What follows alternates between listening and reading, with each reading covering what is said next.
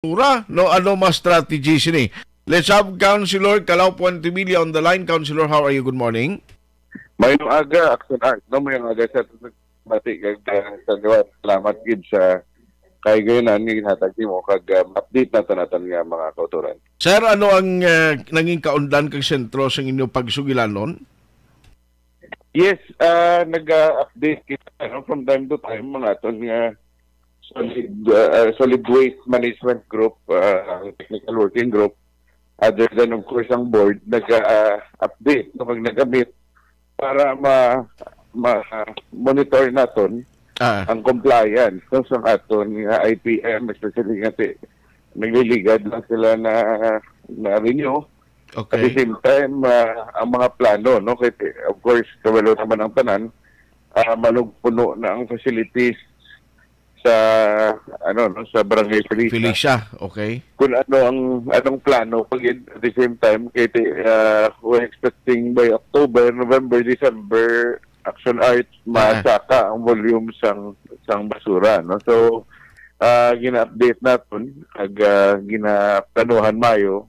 At the same time kung may mga bago proposals para ma-upgrade no ang solid waste nga system naton para makabulig no sa I think sa programa ni Action Art na pa-start naman to nga ang administrasyon ni Mayor Albi may dako plano kung sa diin maka-obra sa dako nga complex no do isa ka facility kung sa diin nga wakilabot sa solid waste management makaobra man sang mga lain-lain nga mga mga how do you call that ng solid waste to alin sa basura mo mga lain-lain yung mga plastic factories, mga lain-lain yung factory, no? Okay. Amo ni sa ang mga ginakong plano, at the same time kung anong mga interested yung mga grupo na luyan is mahumana ang plano sa administrasyon yung magubla sila na complex sa Barangay Felicia. Okay. So anyway, do ay giman significante, nag-update lang kamo, pero so far subong in terms of performance ang kuan naton garbage collector daw okay man, sir?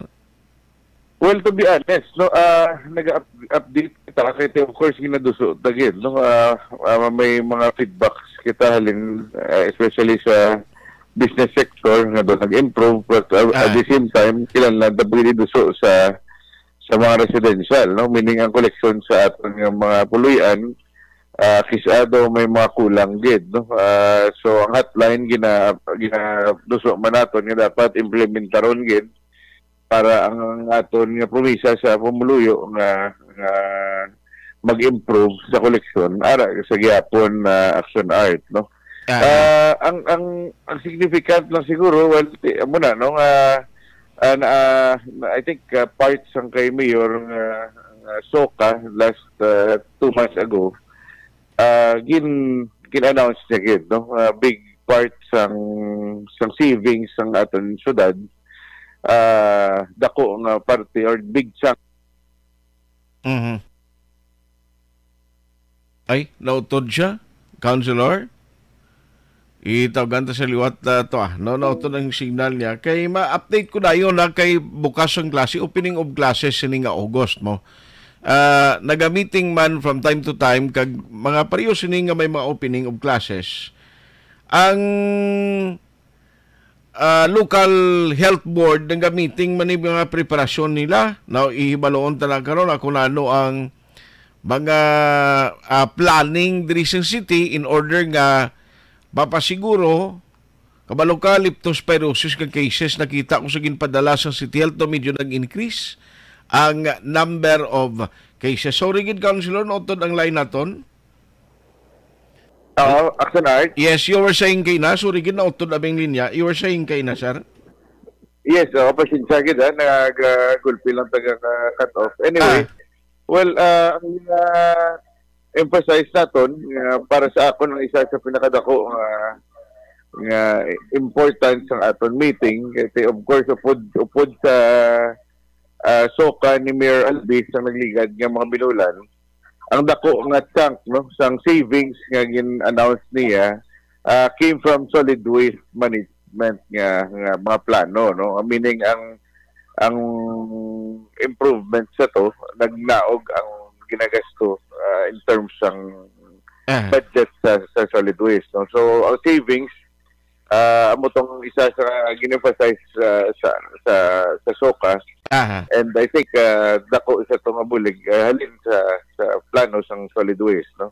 Yes, sir. Ang gina-emphasize ni Engineer Maki, consultant sa aton nga syudad. Now, masip lang ko very quickly because andal man sa imong Committee on Health, and then the opening of classes is just around the corner, nagilapit na.